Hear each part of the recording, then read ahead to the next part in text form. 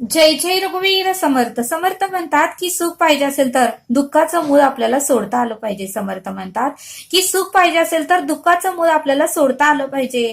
आणि म्हणूनच समर्थ म्हणतात की दुःखाचं मूळ तरी काय, तर समर्थ म्हणतात की दुःखाचं मूळ म्हणजे क्रोध आहे, मान आहे, माया आहे, लोभ आहे. क्रोध आहे, मान आहे, माया आहे, लोभ आहे आणि द्वेष आहे, मत्सर आहे. हे दुःखाचं मूळ आहे. हे दुःखाचं मूळ सोडलं तरच आपल्याला सुखाची प्राप्ती होईल असं समर्थांनी आपल्याला इथे सांगितलं. म्हणून समर्थ म्हणतात की क्रोध म्हणजे राग आहे आणि राग म्हणजे आग आहे. समर्थ म्हणतात की क्रोध म्हणजे राग आहे आणि राग म्हणजे आग आहे. जोपर्यंत ती आग चुलीत आहे तोपर्यंत ठीक आहे. समर्थ म्हणतात की जोपर्यंत ती आग चुलीत आहे तोपर्यंत ठीक आहे.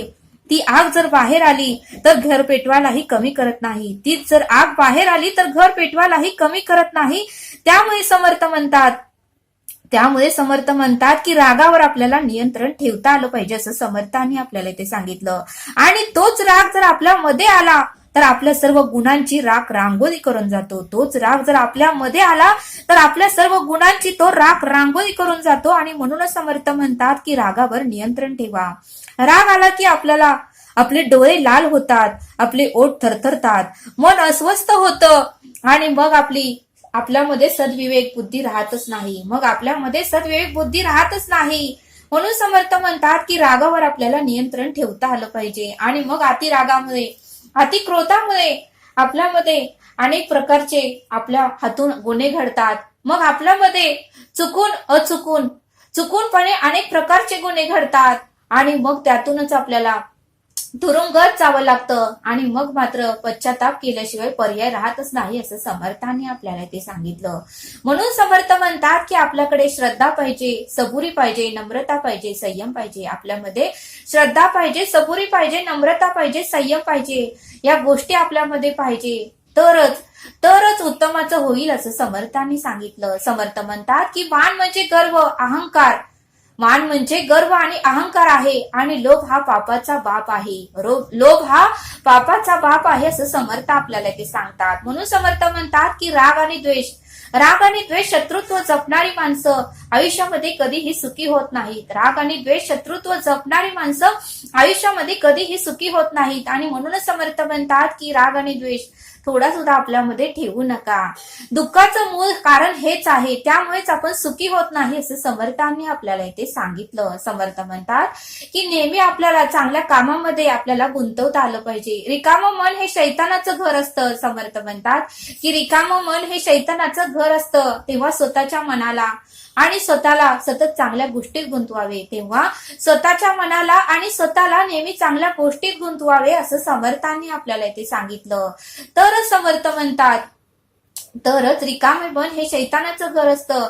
तेव्हा स्वतःच्या मनाला स्वतःला नेहमी चांगल्या गोष्टीत जर आपण गुंतवलं तरच आपल्याला सुख आणि शांती प्राप्त होईल असं समर्थांनी आपल्याला इथे सांगितलं. समर्थ म्हणतात की मनुष्य दुःखी तर काय आहे, तर मनुष्य अति स्वार्थी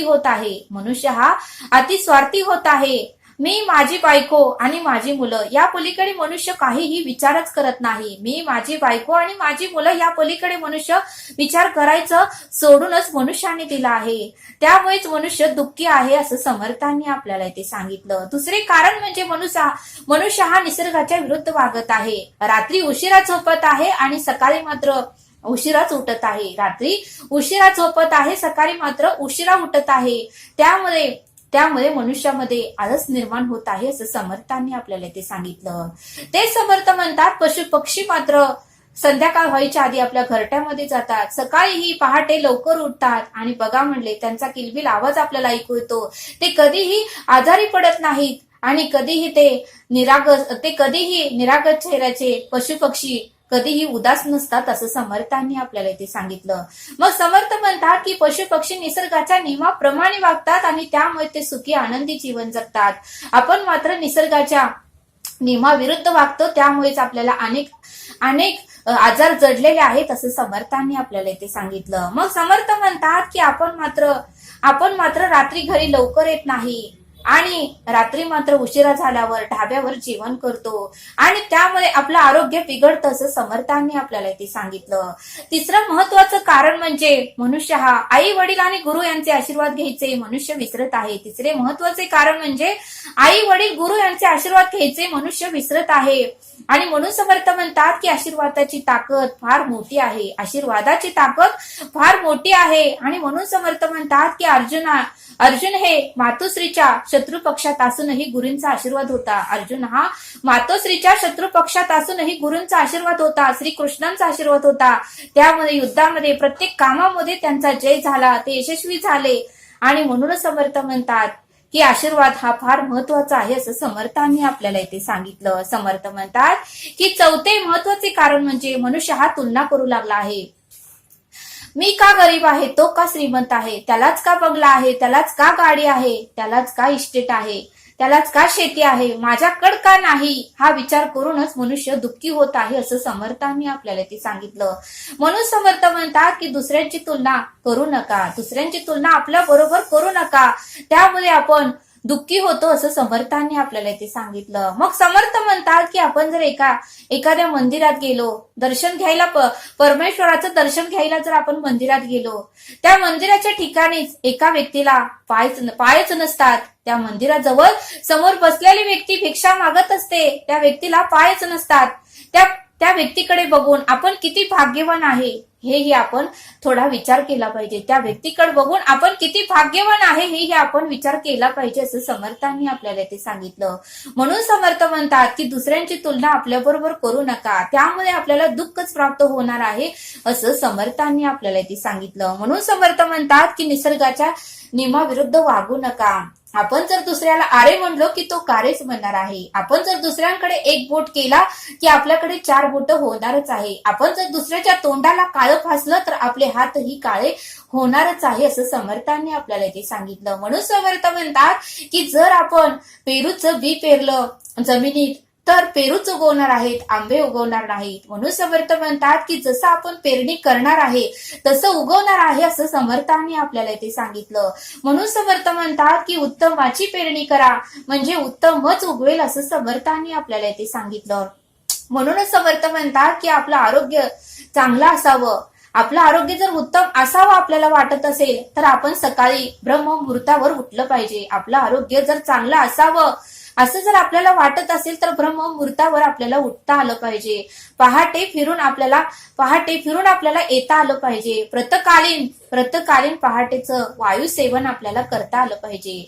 ह्या वायुसेवनामुळे शेकडो व्याधीवरील औषध आपल्याला प्राप्त होते. या वायुसेवनामुळे शेकडो व्याधीवरील औषध आपल्याला प्राप्त होते. म्हणून समर्थ म्हणतात की प्राणायाम, योगासने, ध्यान या गोष्टी कराव्यात. म्हणून रोज प्राणायाम, योगासने, ध्यान या गोष्टी कराव्यात.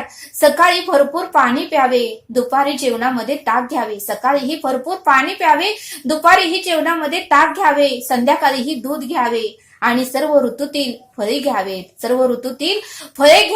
फळे खावेत. त्यामुळे आपल्याला कोणत्याही प्रकारचा आजार होणार नाही असं समर्थांनी आपल्याला इथे सांगितलं. हे जर नियम आपण रोज पाळले तर आपल्याला मृत्यू होईपर्यंत कोणत्याही प्रकारचा आजार होणार नाही असं समर्थांनी आपल्याला इथे सांगितलं.